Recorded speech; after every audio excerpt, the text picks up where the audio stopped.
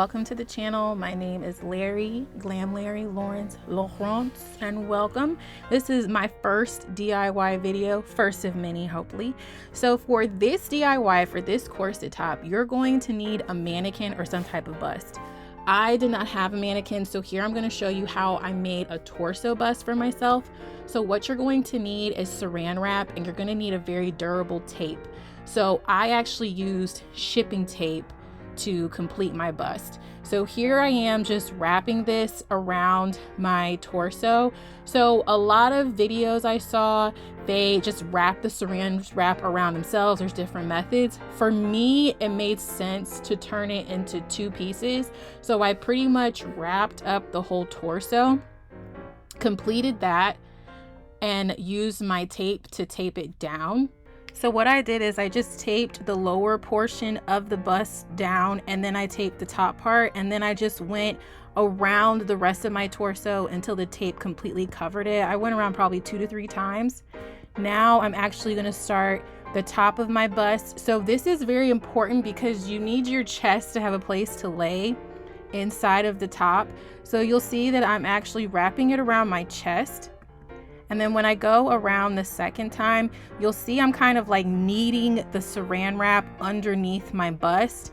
That way, when I go back around in a circle around my body again, it will actually make the shape. If you don't put pressure right here underneath your bust to form the shape, it'll look like a blob. It won't actually form anything. It'll just, I don't know. It just looks weird. It's not right. Okay.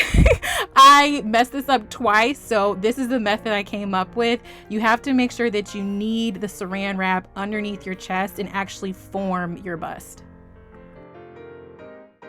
Now you're going to take your shipping tape or your duct tape, whatever tape works best for you, and you're going to do the same thing with the duct tape. Now I went under my bust area probably 5 or 6 times because I wanted to make sure it had a shape and it had a form to it. I didn't put any tape actually over my chest. I just put it underneath my bust area to make the shape, because like I said, you want something for your chest to like sit in when you wear this corset.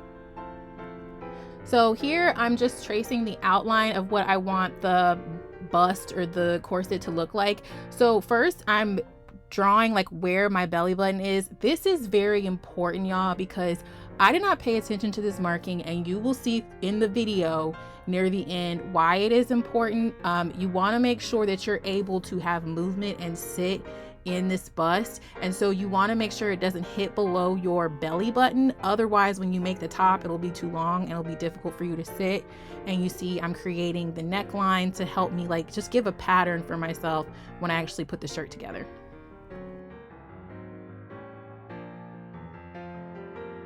Now, girl, I'm not gonna lie. Cutting myself out of this thing was hard. I could have asked my husband to cut it out of me, but I wanted to make this realistic for anybody, so I challenged myself to do this myself.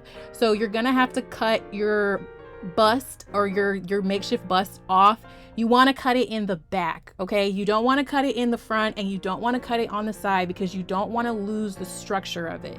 I've done this twice already. This is my 3rd time. You do not want to cut in the front or on the side. You will lose the structure. As you can see, I'm struggling. Take your time. I cut it a little bit and then I turned it around, and it was so much easier for me to cut the bust off. But just take your time, take your time, take your time, take your time, because you don't want to cut yourself and you don't want to ruin this, because girl, this bust took a while. I think it took me about like 20 minutes to actually do, and that might be giving it a little time, so just take your time. So here's our bust off. So you're just going to basically tape the back of it back together, and that just shows that you got your form. I was so excited. So here I am taking a contractor bag. I basically stuffed it with pillows and put it inside of my bust because you want there to be some type of structure. You need the bust to sit up because when this shirt is in the epoxy, it's heavy and you don't want it to flatten out. You want it to keep its shape. And then I just took some other Saran Wrap and I shoved it in there because I wanted the bust portion, like the chest portion of my mannequin bust, to actually sit up, because I want there to be shape to this corset. Okay, girls, so now we're ready for the fun part. So I actually have this t-shirt that they used to make the corset. This is an old t-shirt that I got from Misguided as a maternity top years ago, and I was about to get rid of it, and that picture inspired me, so that's why we're using it. So you want to get a shirt that is a little oversized. I would say one size larger, because you just want to have enough fabric in case you mess up. So I am cutting on the seam of the top.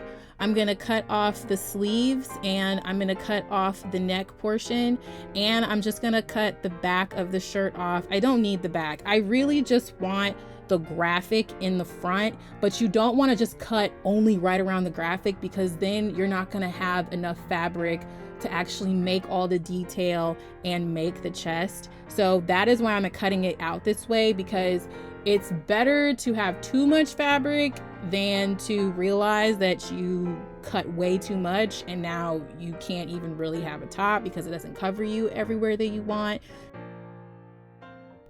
Now I'm just laying it over just to make sure I have more than enough room, and this is where I messed up. So I have more than enough top. I should have followed that marking that I made for my belly button, and I should have actually cut off the bottom portion of the fabric, but as you can see, it overhangs. I have enough room.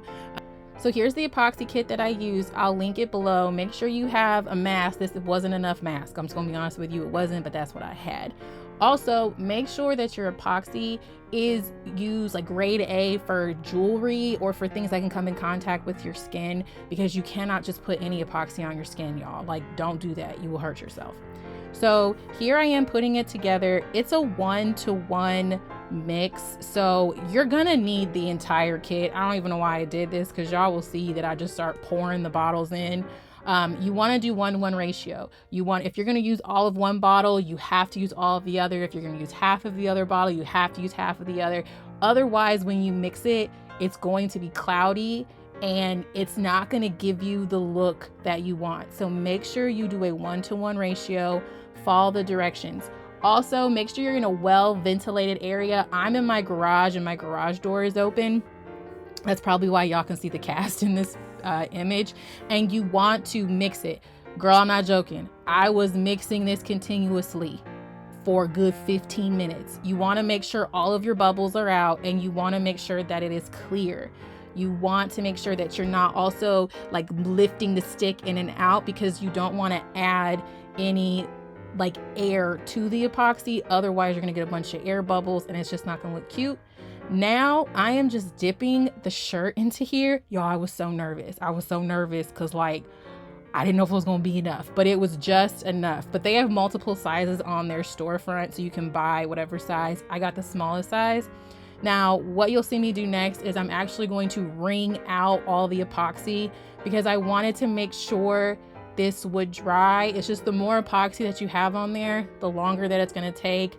So wring it out, but you also want to make sure your shirt is fully saturated.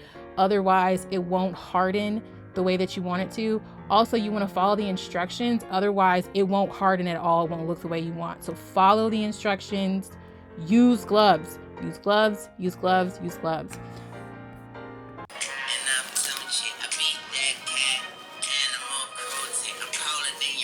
And here you see me adding more epoxy. I just want to make sure this is totally saturated. It's very important for it to be totally saturated. And then you can just start forming your pleats. I literally would take the bottom of the fabric, as you can see, and I'm just making the shape of the corset that I want. That's why for me it was important to actually trace the outline of where I wanted to sit and where I wanted to lay. But like I said, it's actually too long, so that was my problem. But the tracing of the pattern helped me out a lot.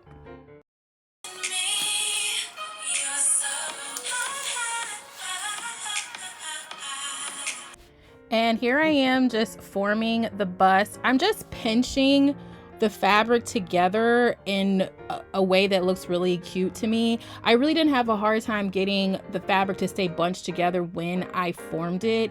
Now, what I did do and what I would suggest is get quilt pins. You want to get some long quilt pins, because you want pins that can hold the pleating in place, which you guys will see me grab those right here.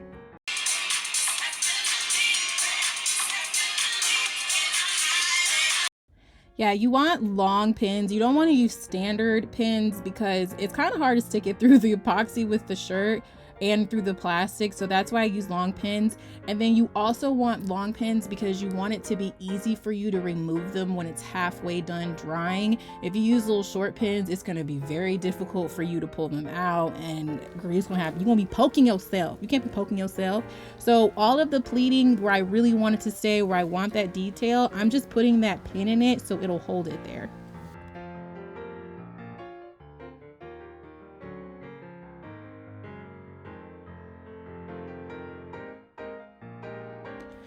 Okay, girl, so I let this dry for 3 days. I'm gonna show you guys how hard. It's not easy to remove this cast.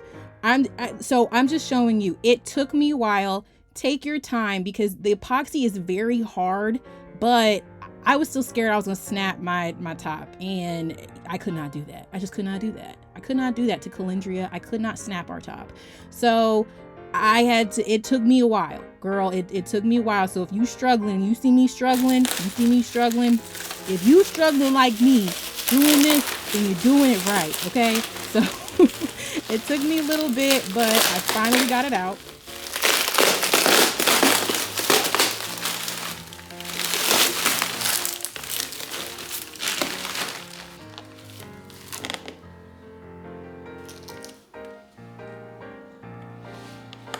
Okay, so here is the corset. I'm going to show you the inside. So all of the plastic wrap stuck to the inside. There's also epoxy. It's got a lot of ridges, got a lot of jagged points. So you either have to put some type of lining in here, or you have to sand down the inside and then put a sealant over it. There's no way you can wear this. So I'm going to show you what I did.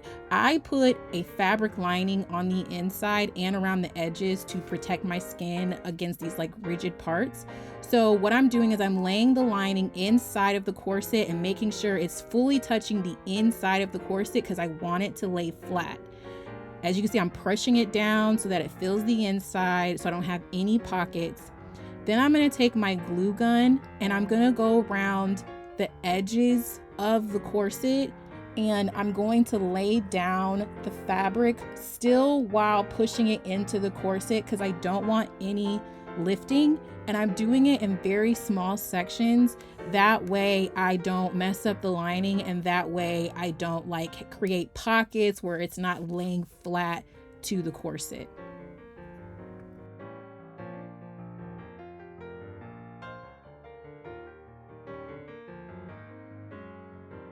Okay, girl, so I'm measuring. Girl, I took a white crown. I don't know what I'm doing. I made this up in my head. So I basically put the corset on and I put 3 circles where I wanted tension when I pulled the cord, when I made the lacing in the back.